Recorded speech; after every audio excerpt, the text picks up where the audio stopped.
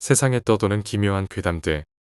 첫 번째 이야기. 서울에서 야경을 보면서 실제로 겪었던 실화괴담. 내가 5살 때 아버지와 함께 큰아버지 집에 놀러 간 적이 있었어. 그곳에는 늦은 시간까지 친가 식구들이 모여 술판과 고스톱판을 벌이고 있었지. 그 집은 서울에 있었는데 80년대 말에서 90년대 중반에 유행하던 붉은 벽돌로 지어진 연립주택 꼭대기 층이었어. 위치도 언덕 위쪽에 있어서 꽤 괜찮은 야경이 보였던 것으로 기억해.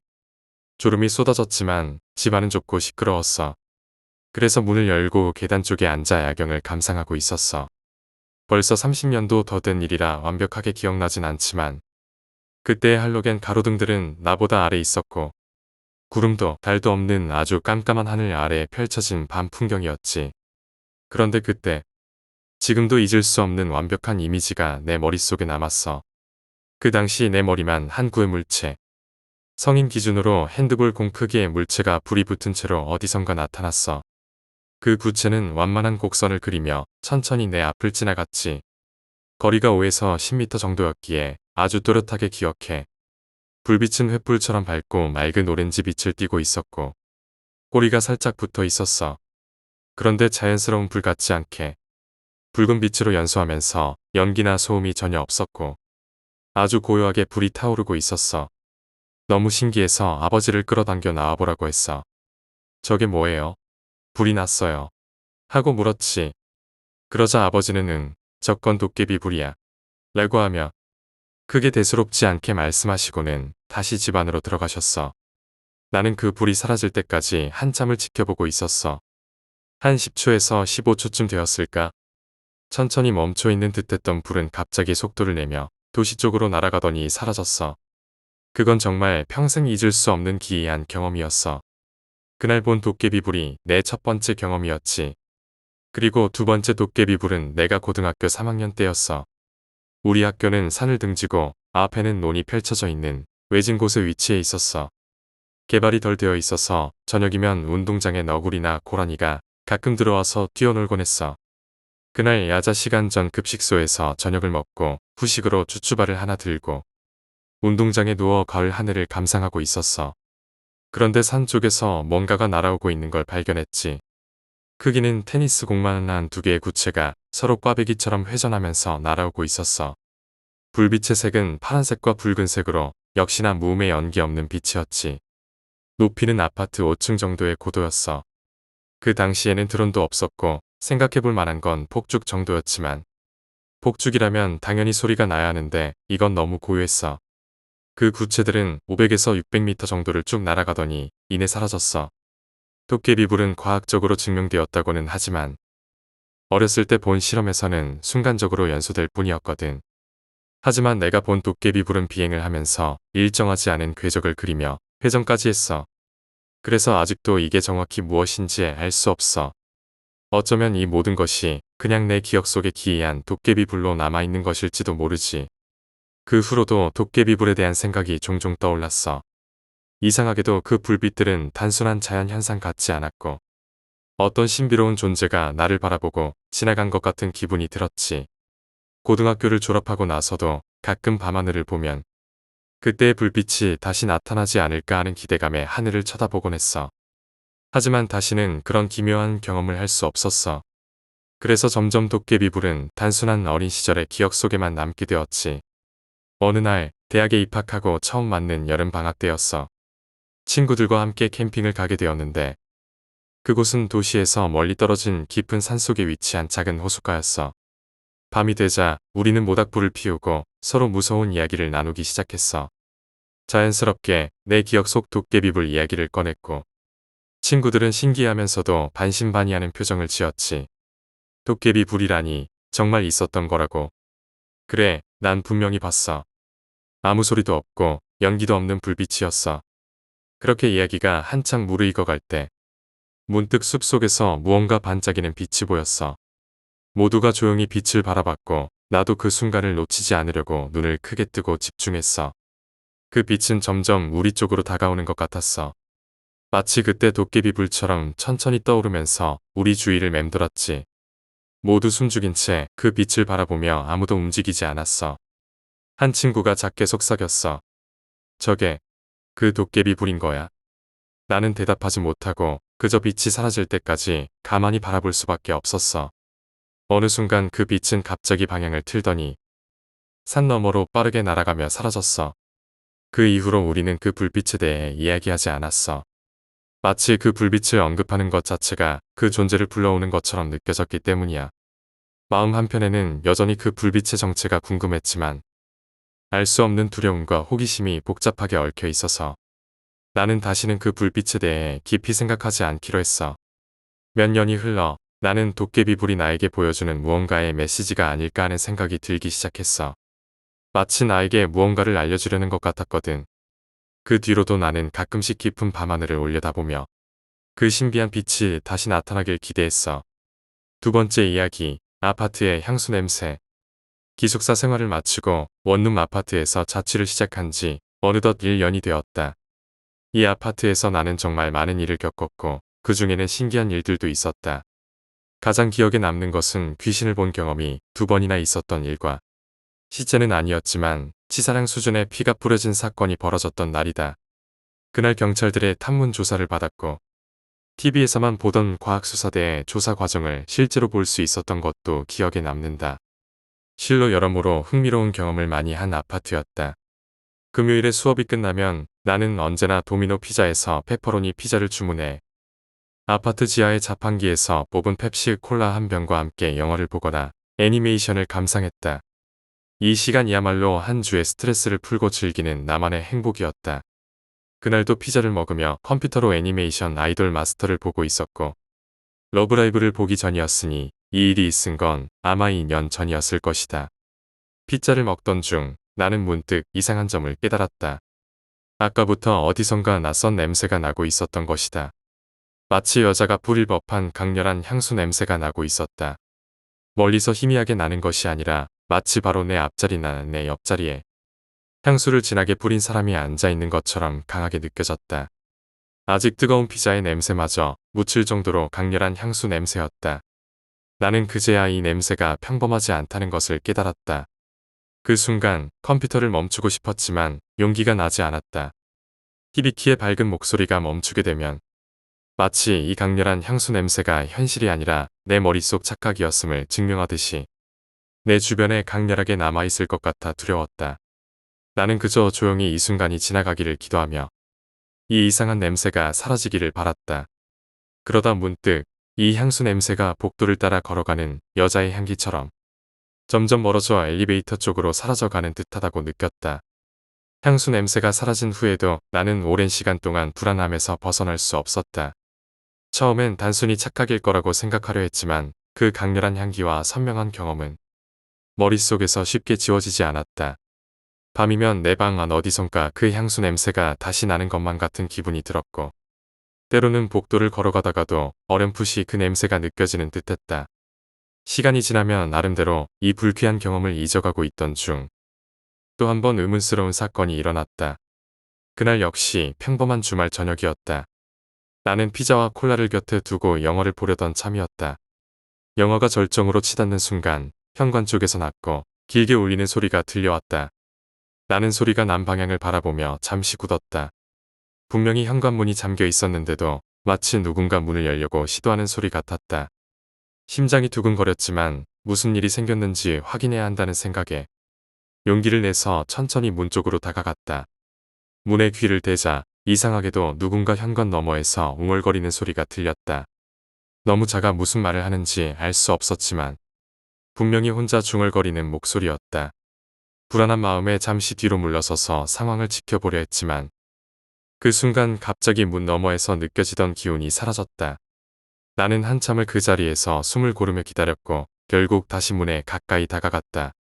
조심스럽게 문을 열었을 때 현관 너머에는 아무도 없었다. 복도는 고요했고 이전에 들렸던 웅얼거림도 문을 여는 소리도 완전히 사라져 있었다. 그 순간 나는 소름이 돋았고 서둘러 문을 닫고 방 안으로 들어왔다.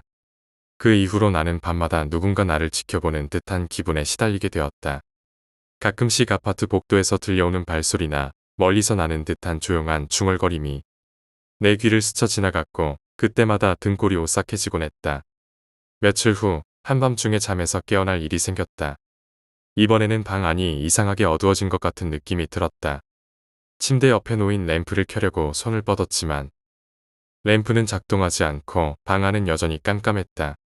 그때 침대 끝쪽에서 인기척이 느껴졌다. 나는 심장이 멎을 듯한 공포에 휩싸였지만 눈을 질끈 감고 무작정 버티기로 했다. 그러자 그 인기척이 점점 가까워지며 마치 누군가 나를 내려다보는 것 같은 묘한 기운이 느껴졌다. 긴 시간 동안 나는 꿈인지 현실인지 모를 그 공포 속에서 숨죽이며 기다렸다. 그러다 어느 순간 모든 기운이 사라지며 방이 다시 밝아지는 듯했다. 내가 눈을 떴을 때 방 안은 평소처럼 조용하고 평화로웠다. 다음 날 나는 친구에게 이 모든 일을 이야기했다. 친구는 내 이야기를 들으며 심각한 표정으로 고개를 끄덕였다.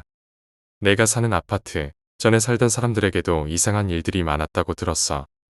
나는 충격을 받았다. 친구가 설명하기를 이 아파트는 몇 년 전부터 이상한 사건들이 반복되었다는 것이다. 주민들은 자주 환청을 듣거나 누군가 따라오는 듯한 기운을 느끼고는 했다. 그리고 가끔씩 복도에서 여자의 향수 냄새가 강하게 난다고 말한 사람들도 있었다고 했다. 이 이야기를 듣고 나는 오싹함을 느꼈다. 이 모든 일들이 우연이 아니라는 생각이 들기 시작한 것이다. 친구는 나에게 조심하라며 혹시나 비슷한 일이 또 생기면 그 아파트를 떠나는 게 좋을 것 같다고 충고했다. 하지만 나는 이미 그곳에 익숙해져 있었고 막상 이사를 가겠다는 결심이 서지 않았다. 다음 날 나는 아무렇지 않은 듯 일상을 이어갔다. 그러던 어느 날 밤 또다시 그 향수 냄새가 내 방에 스며들기 시작했다. 처음에는 가벼운 냄새처럼 희미하게 느껴졌지만 시간이 갈수록 점점 진해지며 방 안을 가득 채웠다. 이번에는 더 이상 무서워할 수만은 없었다. 나는 컴퓨터를 끄고 냄새가 나는 방향을 따라 조심스럽게 현관 쪽으로 다가갔다. 현관에 도착하자 강렬한 향수 냄새는 마치 벽을 뚫고 들어오는 듯 더욱 짙게 퍼져 나를 압도했다. 그리고 그 순간 나는 현관문 아래로 보이는 희미한 그림자를 발견했다. 누군가 문 밖에 서 있는 듯 그 그림자는 미세하게 움직이고 있었다. 심장이 빠르게 뛰기 시작했지만 이번에는 문을 열어볼 용기를 내기로 결심했다. 손이 떨렸지만 조심스럽게 문 손잡이를 돌리고 문을 살짝 열어보았다. 그러나 문 밖에는 아무도 없었다. 하지만 향수 냄새는 여전히 강렬하게 남아있었고 복도에까지 짙게 퍼져 있었다. 저 멀리서 엘리베이터 문이 열리고 닫히는 소리가 들렸다. 나는 그것을 마지막으로 다시 문을 닫고 방으로 돌아왔다.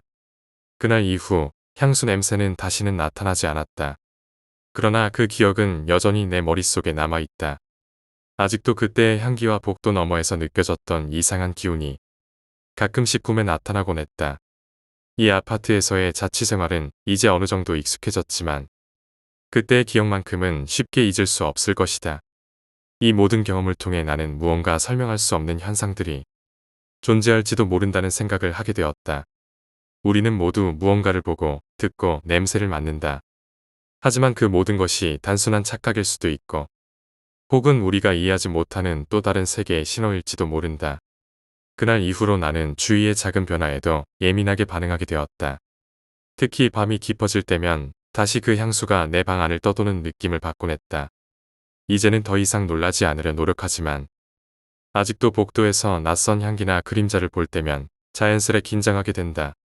그 아파트에서의 자취생활은 한층 평범해졌지만 가끔씩 다시 향수 냄새가 느껴질 때마다 그날 밤의 기억이 생생하게 떠오른다. 내가 겪은 경험들이 단순한 착각이었기를 바라면서도 이제는 더 이상 두렵지 않다. 아파트를 떠난 후에도 나는 종종 그곳에서의 기억을 떠올린다. 비록 섬뜩하고 기이한 경험들이었지만 그곳에서의 시간은 나름대로 소중한 추억으로 남았다. 이제 나는 새 집에서 새로운 생활을 이어가고 있다.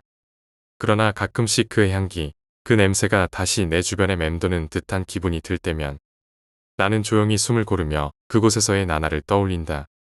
이제 그 모든 것이 끝났다고 믿으면서도 내 기억 속 아파트는 여전히 어딘가에서 나를 부르고 있을지도 모른다. 세 번째 이야기, 외갓집.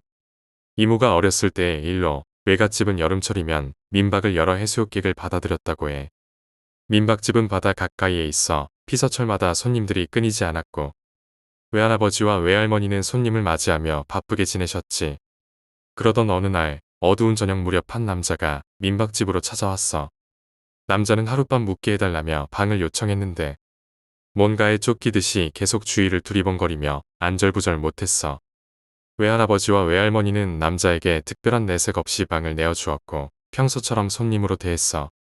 이모는 그때 초등학교도 들어가지 않은 어린아이였는데 무심코 남자를 보자마자 갑자기 큰 소리로 울기 시작했어. 울음을 멈추지 않으며 저 손님 너무 무서워 라고 외치는데 어른들은 이모가 낯선 남자를 보고 겁을 먹은 줄로만 알았어. 손님에게 실례가 될까봐 결국 이모를 다른 방으로 데려가 달래며 겨우 재우게 되었지. 다음날 아침 일찍 민박집에 경찰이 찾아왔어. 경찰은 강도 살인으로 지명수배된 범인이 이 근처로 도망쳐 왔다며 수배 중인 남자의 얼굴 사진을 보여줬어. 사진 속 얼굴은 전날 민박집에서 묵고 있던 그 남자였지. 깜짝 놀란 외할아버지는 곧바로 경찰과 함께 남자가 묵고 있던 방으로 갔고 그대로 남자를 체포하게 되었어. 경찰의 설명에 따르면 남자는 얼마 전 한 노파를 살해하고 금품을 빼앗아 도망친 강도였다고 해. 그 이야기를 들은 외할아버지는 더욱 큰 충격을 받았어. 이모가 그 남자를 보고 무섭다고 했던 이유는 단순히 낯선 사람 때문이 아니었거든. 이모는 그 남자의 등 뒤에 할머니가 엎여 있는 게 너무 무섭다고 말했어. 그 사건 이후 외갓집은 한동안 어수선했어.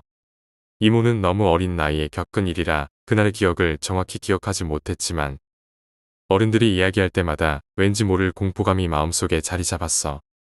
외할아버지와 외할머니도 이모의 말을 다시 떠올리며 남자가 떠올랐고 그 등 뒤에 있던 할머니라는 존재에 대해 오랫동안 불안함을 느꼈다고 해. 이 사건이 있고 나서 외갓집에서는 이상한 일들이 간혹 벌어지기 시작했어. 어느 여름밤 민박집에 손님이 없어서 외할아버지가 민박집 정리를 하러 나가셨는데 문득 누군가의 발소리가 들리기 시작했어. 외할아버지는 혼자였기 때문에 주변을 둘러봤지만 아무도 없었어. 하지만 발소리는 계속해서 들려왔고 외할아버지는 그 발소리가 마치 아주 느리게 다가오는 것처럼 느껴졌다고 해. 그리고 어느 순간 그 발소리가 외할아버지 바로 뒤에서 멈춘 듯한 느낌이 들었어. 외할아버지는 그 자리에서 얼어붙어 움직이지 못하고 한참 동안 그렇게 서 있었다고 해. 그때 갑자기 차가운 바람이 불면서 낯선 노파의 목소리가 들려왔어. 내 물건은 어디 갔니? 그 목소리는 외할아버지를 부르듯 낮고 기이한 음성이었고 외할아버지는 무언가에 홀린 것처럼 그 자리에서 꼼짝할 수 없었어. 얼마 후 외할아버지는 정신을 차리고 몸을 돌려보았지만 아무도 없었어. 하지만 그 목소리는 그날 이후로도 민박집 주변에서 간헐적으로 들리기 시작했어. 외할머니도 밤이 깊어질 때마다 그 목소리를 들었다고 하셨고 심지어 몇몇 손님들도 민박집에서 이상한 느낌을 받았다고 말하곤 했어. 특히 한 손님은 밤에 자다가 어떤 여자가 자신을 바라보고 있는 꿈을 꿨다고 했어. 그 손님은 너무 무서워서 잠에서 깨어났지만 눈을 떠도 그 여자의 시선이 계속 느껴져 한참 동안 두려움에 떨었다고 해. 외갓집 사람들은 점차 그 여자의 존재를 인식하게 되었고 그날 체포된 남자가 죽인 할머니의 원혼이 민박집에 남아있다는 생각을 하게 되었어. 특히 이모는 아직도 어린 시절의 기억을 통해 그 여자의 존재를 느끼곤 했고 어른들은 이모가 어릴 때부터 무언가를 볼 수 있었던 게 아니었을까 하고 생각하게 되었어. 이후 외갓집 사람들은 여름철 민박집 운영을 자제하게 되었고 손님들이 많은 여름이면 괜히 그 할머니의 존재가 떠올라 민박집을 폐업해야 할지 고민하기도 했어.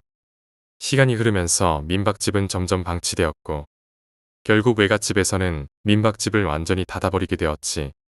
네 번째 이야기, 이사. 제가 초등학교 4학년이 되었을 무렵 저희 가족은 그 집으로 이사를 갔습니다. 그 집은 친할아버지와 할머니가 살고 계시던 곳이었고 아빠의 사업 실패로 저희는 그곳에 얹혀 살게 되었습니다. 사람만 겨우 다닐 수 있는 좁고 높은 골목 끝에 위치한 집이었고 푸세식 화장실이라는 점이 정말 싫었어요. 저희 네 가족이 한 방에 모여 어렵게 살던 중 제가 고등학생이 되었고 옆집에 살던 아저씨가 이사를 나가게 되었습니다. 가족은 그 집을 싸게 임대하게 되어 처음부터 한 집으로 연결되어 있던 문을 열어 집 전체를 사용하게 되었죠. 아저씨가 살던 방은 불을 켜도 어두웠고 햇볕도 거의 들어오지 않았습니다. 그럼에도 불구하고 동생과 저는 새로운 방이 생겼다는 사실에 기뻐했죠. 하지만 밤마다 잠을 잘 때 이상한 일이 생기기 시작했습니다. 잠에 들면 5번 중 3번은 가위에 눌리는 경험을 하게 되었어요. 한여름이었던 어느 날 등이 갑자기 차가워지더니 살짝 눈을 떠보니 뒤에 누군가가 있는 듯한 느낌이 들었습니다. 차가운 입김과 같은 하얀 연기가 제 뺨을 스치며 나오는 것을 느꼈죠. 무서웠지만 귀신의 형체를 보게 될까봐 두려워서 그냥 눈을 감고 잠을 청했습니다. 낮잠을 자면 거의 매번 가위에 눌렸지만 귀신의 형태를 본 적은 없고 단지 몸이 움직이지 않고 소리가 나지 않을 뿐이었습니다. 어느 날은 누군가가 제 몸을 만지는 느낌이 들었는데 기분이 묘하게 좋았습니다. 지금 생각해보면 어이가 없지만 그런 기이한 경험을 한 적도 있었죠. 그러다 보니 학교에서도 엎드려 잠들면 가위에 눌리기 시작했고 시간이 지나면서 그저 무시하게 되었습니다. 그리고 고3이 되던 해 저희 가족은 이사를 하게 되었습니다. 새로 이사한 지 2달쯤 후 엄마가 암에 걸리셔서 수술을 받으셨는데 수술 중 피가 멎지 않아 위중한 상태가 되었습니다. 이모들은 스님께 부탁드려 엄마의 수술 성공을 기원하며 제를 지냈습니다. 그러다 그때 이사 전 살던 집에 한번 가보자는 이야기가 나와 다시 찾아가게 되었죠. 스님은 그 집이 예전 공동묘지 자리였으며 귀신이 많이 있다는 말씀을 하셨습니다. 그제야 그 집에서 제가 왜 그렇게 가위에 눌렸고 엄마가 왜 암에 걸리셨는지 이해하게 되었습니다. 사실 저희가 이사 오기 전에는 삼촌 부부가 그 집에서 살았는데 삼촌과 숙모는 그곳에서 살면서 결국 이혼하게 되었고 숙모도 암에 걸리셨습니다. 할머니도 그 집에서 돌아가셨고 아버지는 그때부터 술에 의지하며 지내셨습니다. 특히 아버지가 술에 취해 돌아오시던 날 저희 방 뒤 수도가를 보시며 소리치셨던 일이 떠오릅니다.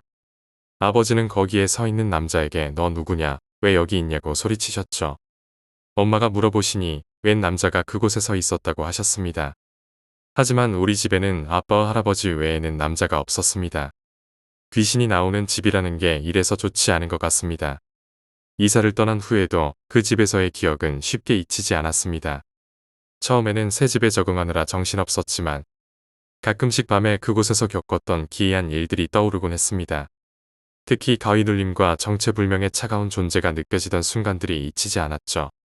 엄마도 이사 후 몸이 점점 회복되어 가셨지만 과거 그 집에서 있었던 일들을 이야기하실 때마다 눈시울을 붉히셨습니다. 아마도 그 집에서의 여러 불길한 사건들이 저희 가족에게 남긴 상처는 깊었을 겁니다. 할머니와 삼촌 부부가 그 집에서 겪었던 일들까지 생각해보면 그 집은 단순히 오래된 집이 아니라 무언가 불길한 기운이 서린 장소였던 것 같습니다. 새로운 집으로 이사 온 후 저희 가족은 조금씩 안정을 찾아갔습니다. 이전 집에 있을 때는 사소한 일에도 다툼이 잦았지만 이사 온 후로는 그런 불화도 줄어들었죠.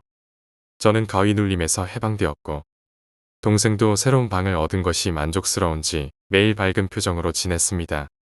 가끔씩 부모님이 예전 집에 대한 이야기를 나누실 때 그곳에서 겪었던 불가사의한 일들에 대해 다시금 떠올리게 되었습니다. 아버지는 당시의 경험을 이야기하시며 종종 소주잔을 기울이셨습니다.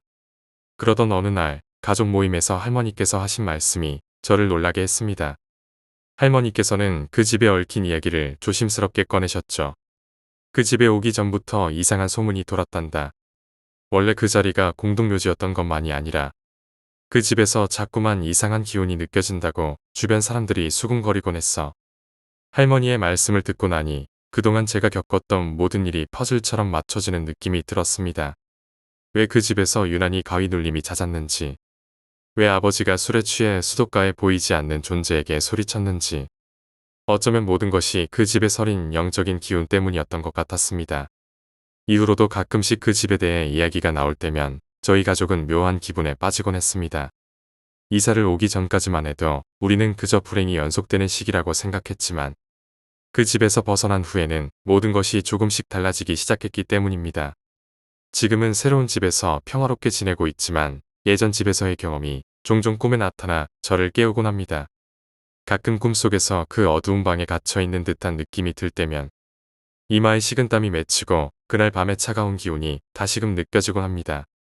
저는 그럴 때마다 잠에서 깨 한참을 뒤척이다가 아침을 맞이하곤 합니다. 그 집에서의 일들이 단지 우연으로 발생한 일이라고 하기엔 겪었던 사건들이 너무나도 생생히 기억납니다. 엄마가 암에 걸렸던 일, 삼촌 부부의 이혼과 숙모의 암, 할머니의 죽음, 아버지의 알코올 의존까지 모든 일들이 한데 모여 그 집이 단순한 집이 아니라는 느낌을 강하게 남기고 있습니다. 우리 가족은 이사 후로는 별다른 일 없이 잘 지내고 있지만 가끔씩 과거의 그 집이 떠오를 때면 소름이 돋습니다. 다섯 번째 이야기, 신의 전사. 신의 전사라는 칭호로 나를 부르지. 나는 세상 곳곳을 돌아다니며 인간들이 알 수 없는 존재들과 싸우고 있어. 신이 인간에게 남긴 세상은 아름답지만 동시에 그 안에는 어둠과 악도 함께 존재하지. 사람들은 신이 왜 악을 두고만 보냐고 묻지만 신은 세상의 균형을 유지하기 위해 악의 존재를 허락할 뿐이야. 빛이 있기에 어둠이 존재하고 선이 있기에 악도 있는 법이거든. 내가 하는 일은 이 균형을 바로잡는 것이지. 너무나도 강력하고 파괴적인 악의 균형을 깨뜨릴 때 그것을 무찌르는 게 내 임무야. 미국인들은 나를 가리켜 악마의 사냥꾼이라고 부르기도 해. 하지만 이름이 중요한 건 아니야. 내 존재 자체가 인간들에게 알게 모르게 평화를 주는 게 목적이지. 나는 인간들의 기억 속에 남지 않아도 괜찮아. 중요한 건 내가 악을 몰아내며 이 세상이 더 나아질 수 있도록 계속해서 싸우고 있다는 사실이니까. 그들이 내 이름을 알든 모르든 그저 평화롭게 잠을 잘 수 있다면 그걸로 충분한 거야. 나는 인간들 곁에 있지만 결코 그들과 직접적으로 교류하지 않아. 내 모습은 그들에게 보이지 않으며 기억 속에서도 스쳐 지나가는 환영일 뿐이지. 그들은 나를 알지 못하지만 내 존재는 이 세계의 균형을 지키기 위한 필수적인 존재야. 내 임무는 결코 쉬운 일이 아니야. 세상의 어두운 구석구석에는 인간들이 알 수 없는 존재들이 도사리고 있지.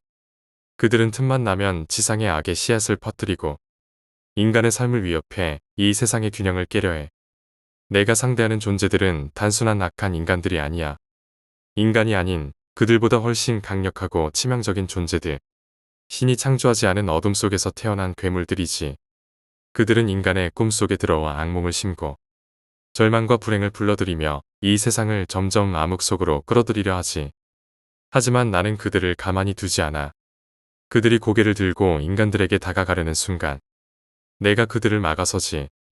나는 정의로운 천사로서 신의 힘을 빌려 그들을 무찌르고 인간들이 안전하게 살아갈 수 있도록 돕는 것이 나의 사명이니까.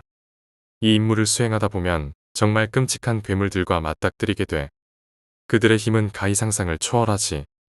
아주 오래된 존재들 혹은 인간의 마음속에서 태어난 공포 그 자체일 때도 있어.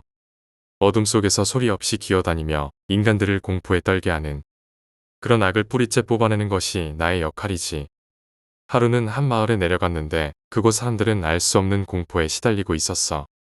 밤이 되면 정체를 알 수 없는 소리들이 마을을 뒤덮고 그 소리를 들은 사람들은 악몽에 사로잡히게 되었지. 나는 그 마을에서 어둠의 흔적을 발견했어. 그 정체는 인간의 내면에서 끌어올려진 공포가 형체를 얻은 것이었지. 이 공포의 존재는 인간들이 가진 가장 원초적인 두려움을 먹고 자라며 그것으로 힘을 키우고 있었어. 나는 그 악한 존재를 찾아내고 밤낮을 가리지 않고 그 존재와 치열한 싸움을 벌였어. 하지만 그 싸움은 결코 쉬운 싸움이 아니었어. 이 공포의 형체는 끊임없이 변하면서 내 앞에 끊임없이 새로운 악몽을 들이밀었지. 하지만 신의 힘이 나와 함께했기에 나는 그 악을 내 힘으로 억누르고 결국 그 존재를 파괴할 수 있었어. 그 후 마을은 다시 평화를 되찾았고 사람들은 자신들을 괴롭히던 악몽에서 벗어나 안전하게 잠에 들 수 있게 되었지. 내가 할 수 있는 일은 이렇게 인간들의 곁에서 그들을 지키는 것이야. 내 이름이 전해지지 않더라도 나의 존재는 언제나 그들의 삶을 수호하며 어둠을 물리치는 데 헌신하고 있어. 여섯 번째 이야기, 예지력. 나는 다른 사람의 죽음을 미리 알 수 있다. 어떻게 죽는지는 모르고 다만 언제 죽은지만 알 수 있다. 이건 마치 누군가를 보고 머리카락이 무슨 색인지 바로 알 수 있는 것과 같은 느낌이다. 더 자세히 설명하기는 어렵지만 그저 자연스럽게 떠오르는 감각일 뿐이다. 가까운 친척들과 함께 살면서 내 예감이 정확하게 맞아떨어지는 경험을 여러 번 했지만 그냥 그러려니 하고 넘어갔다. 그러다 어느 날 나는 켈리라는 사람을 만났다. 켈리는 당시 살 날이 2달밖에 남지 않은 상태였다. 특별한 병을 앓고 있지도 않았기에 알 수 없는 안타까움의 친구가 되기로 마음먹었다. 그러던 어느 날 그녀의 수명이 몇 시간도 남지 않은 상황에서 갑자기 가슴이 미어지는 아픔을 느꼈다. 그때 켈리가 방방 뛰며 내게 말했다. 우리 자전거 타러 놀러 가자. 나는 이제 정말 시간이 얼마 남지 않다는 걸 알기에 애써 미소를 지으며 말했다. 그러지 말고 그냥 집에서 노는 건 어때? 혹시나 하는 마음에 제안했는데 켈리가 고개를 끄덕이자 갑자기 그녀의 수명이 48년으로 늘어났다. 그렇게 나는 운명을 바꿀 수 있는 능력이 있다는 걸 깨닫게 되었다. 죽음이 임박한 사람들에게 그 능력을 쓰려고 했지만 대부분은 실패로 돌아가고 말았다. 어느 날 나는 기쁜 마음으로 집에 돌아왔다.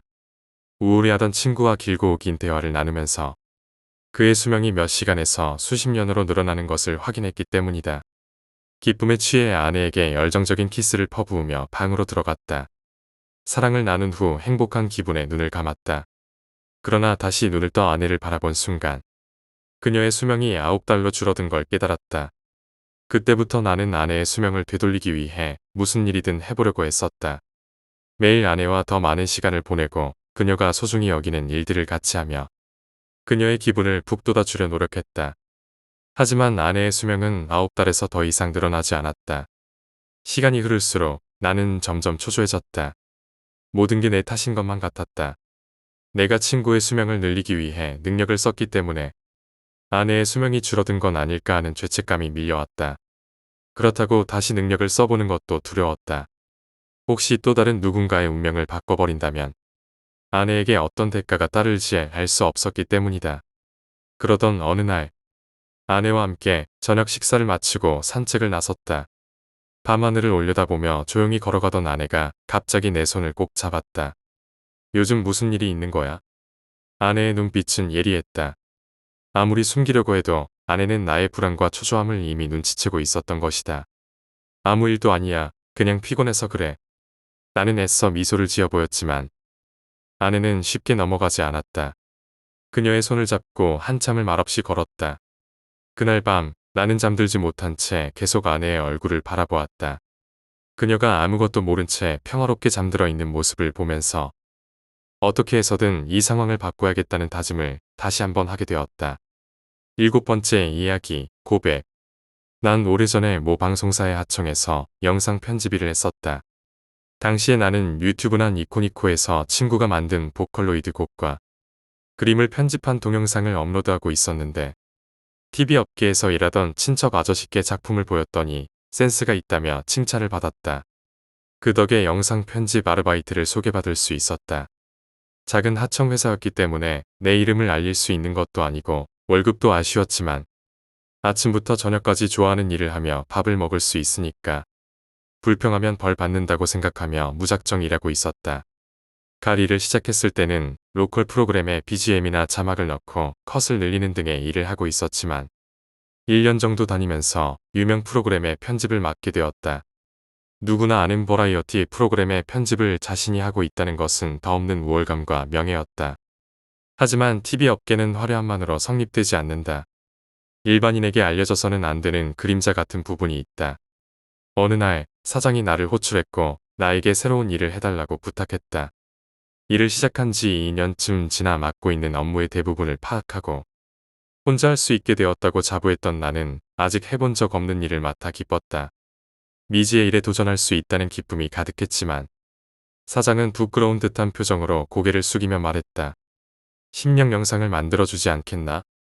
시청자로부터 올라온 것처럼 꾸며 짧은 심령 영상을 랭킹 형식으로 보여주는 심령 프로그램이 있었다.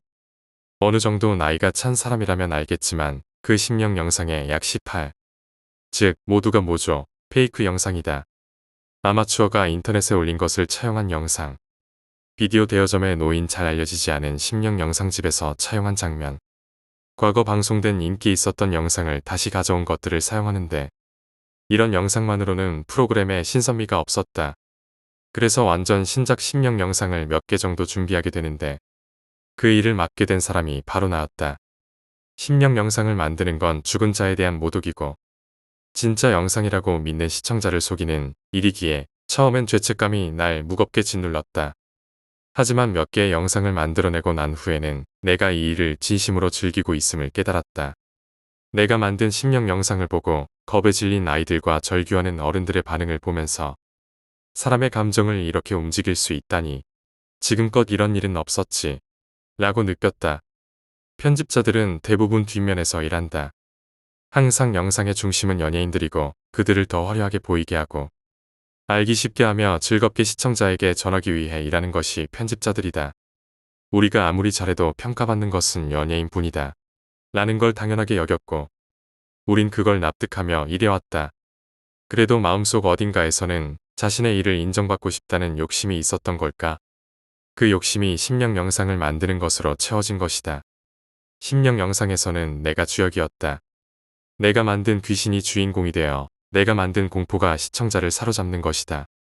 나는 매년 여름마다 소름 끼치는 공포 영상을 만들어 갔다. 심령 영상을 만들기 시작한 지 3년쯤 지나자 나는 나름대로 이름이 난 고스트 장인이 되어 있었다. 그런데 어느 날 갑자기 있을 수 없는 일이 생기기 시작했다.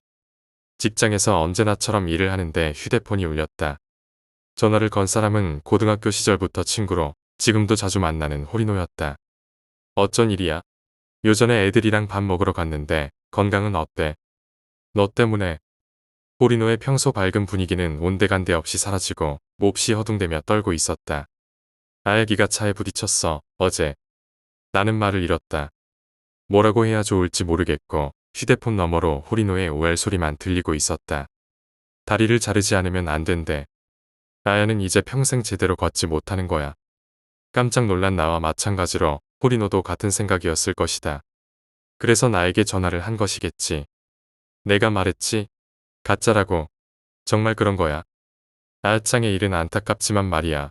진짜 그럴 리가 없잖아. 우리가 함께 마시며 어떤 영상을 만들지 생각했었잖아. 진짜 영혼 따위가 있을 리가 없잖아. 작년 크리스마스에 호리노와 몇몇 친구들과 마시다가 내일 이야기가 나왔다. 최근에는 심령 영상을 만들고 있다는 얘기를 경솔하게 꺼냈고 친구 몇몇이 출연시켜달라고 농담으로 부탁했다. 친구니까 출연료도 필요 없었고 나도 TV 관계 일을 하고 있다는 것을 어필할 수 있어 일석이조라고 생각했다. 우선 호리노에게 제안했다. 호리노는 뛸듯이 기뻐했고 함께 어떤 심령 영상을 만들지 협의했다. 영상의 내용은 이랬다. 딸의 생일을 홈비디오로 촬영하는데 아야짱의 허벅지에 수수께끼에 손이 휘감겨 있는 장면이 비친다. 이 손은 근처 교차로에서 사고로 숨진 마라토너의 것으로. 아직 뛰고 싶다는 강한 염원이 나만 남의 다리를 부러워하고 있다는 설정이었다. 프로의 입장에서 보면 흔한 설정이었지만 자신의 의견이 반영되어서인지 호리노는 아주 만족해했고 촬영 당시 지나칠 정도로 협조적이었다. 호리노가 TV 업계에 일을 대단하게 생각하고 고마워하는 모습을 보며 옛날의 나를 떠올렸고 그때가 그리워지기도 했다. 호리노에게 더 자세한 이야기를 들으니 아야짱이 잃은 것은 오른쪽 넓적다리 아래였다. 그런데 내가 만든 심령 영상에서 아야짱의 넓적다리 부근을 검고 가느다란 손이 휘감아 만지는 장면이 있었다. 설마 우연일까? 우연일 것이다.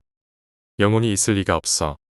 몇 번씩 자신을 타이르며 안심하려 했지만 불안은 전혀 사라지지 않았다. 나는 호리노와 통화를 끝내고 이시자카에게 전화를 걸었다.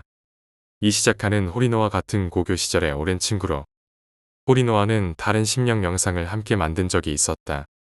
만약 아야짱에게 생긴 사고가 심령 영상 때문이라면 심령 영상에 출연한 이시자카에게도 무언가가 일어났을지도 모른다는 생각이 들었다. 귀에 댄 폰에서 연결음이 울리는 동안 이시자카와 찍은 영상의 내용을 떠올리려고 했지만 좀처럼 기억나지 않았다. 왜 전화를 안 받아 뭐하고 있어 이시자카. 초조함과 불안이 점점 커져갈 때쯤 이시자카가 전화를 받지 않는 이유를 알 것 같은 섬뜩한 느낌이 들었다. 휴대폰이 아니라 이시자카의 집에 전화를 걸어보았다. 전화를 받은 건 이시자카의 어머니였고 그제야 이시자카가 어제 죽었다는 사실을 알게 되었다. 이시자카와 찍었던 영상 속에서 이시자카는 익사한 여고생의 영혼에게 매달리는 장면을 연출했었다. 그때부터 생명이라는 단어가 머릿속에서 맴돌기 시작했다. 살아있는 사람이 증오나 질투 같은 감정으로 영적인 물질을 만들어내는 걸 생명이라 부른다. 나는 심령 영상을 계속 만들면서 영혼에 대해 깊이 생각해왔다. 내 작업이 생명과 비슷한 성격의 무언가를 만들어낸 것일지도 모른다는 생각이 들었다. 내가 만든 심령 영상의 영혼이 시간이 지남에 따라 실제로 존재하게 된 건 아닐까? 그 영혼들이 설정을 그대로 반영해 사람들에게 저주를 내리고 최악의 경우 죽음에 이르게 할 수도 있다는 불길한 생각이 들었다. 겁에 질린 나는 그동안 만든 심령 영상들에 출연해준 사람들에게 닥치는 대로 연락하기 시작했다. 한 사람 한 사람에게 전화해 본 결과 놀랍게도 내 영상과 똑같은 방식으로 죽은 사람이 여러 명 있었다. 죽지는 않았지만 영상 속 설정대로 불행을 겪고 있는 사람들도 많았다. 이제 나는 이 일을 더는 이어갈 수 없겠다고 결심했다. 이 일로 인해 더 이상 누구도 불행해져서는 안 된다. 영혼을 장사에 이용하다니 내가 해서는 안 될 일을 했던 것이다. 그 사실을 더 빨리 알아챘어야 했다는 후회가 밀려왔다. 더욱이 나는 이 심령 영상들의 가족과 친척, 친구들까지 출연시켰다. 시간이 지나면서 한 명씩 내 영상에 담긴 죽음의 방식 그대로 죽어가고 있었다. 그들에게 사과하고 싶어서 견딜 수가 없었지만 아무도 내 말을 믿어주지 않을 것이고 용서해주지도 않을 것이 분명했다. 이름 있는 영능력자들에게 부탁해보았지만 아무도 내 저주를 해결해주지 못했다. 이미 만들어진 영상들을 모두 파기해보았지만 아무 소용이 없었다. 결국 나는 마지막 심령 영상을 만들기로 했다. 이번 영상의 등장인물은 나 한 사람뿐이었다. 영상 속에서 나는 필사적으로 컴퓨터 앞에 앉아 타이핑을 하고 있다. 타이핑하는 내용은 내가 지금껏 저지른 죄들을 하나하나 고백하는 글이다. 글을 끝마친 나의 등 뒤로 나 때문에 죽어간 수백 명의 영혼들이 천천히 다가오고 있다. 그들의 형체가 조금씩 드러나면서 화면은 점점 어두워지고 나는 고백을 멈추지 못한 채 계속 글을 써 내려간다. 그 영혼들은 모두 원망에 찬 눈빛으로 나를 바라보며 천천히 손을 뻗는다. 나는 손끝이 얼어붙은 듯한 공포감에 몸이 굳어버리고 화면 속에서 그들은 나를 둘러싼 채 한 걸음 한 걸음 다가온다. 그렇게 나는 심령 영상 속에 내 죄를 기록하고 나를 향한 저주를 받아들이기로 했다. 마지막 영상의 화면은 점차 검게 변하고 희미한 속삭임과 함께 영혼들의 손이 내 어깨를 감싸는 순간 화면이 정지된다. 이제 그 누구도 내가 만든 심령 영상에 의해 불행해지지 않기를 바랄 뿐이다.